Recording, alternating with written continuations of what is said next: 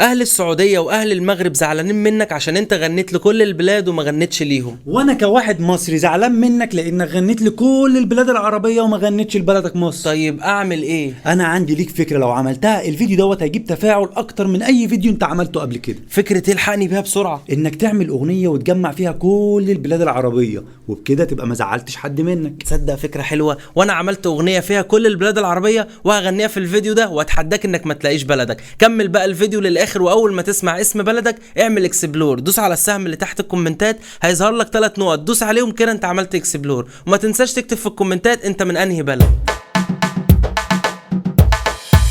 هنا مصر أم الدنيا وليبيا تعشقها في ثانية، تونس دي في حتة تانية، تحية طالعة من أم الدنيا. السعودية الدم الحامي، وسوريا أرضي ومكاني، والسودان بيتي وعنواني، والجزائر دي عشق التاني. فلسطين في القلب مكانها، والعراق ما استغنش عنها، ولبنان مشبعش أنا منها، والمغرب مشهورة بجمالها.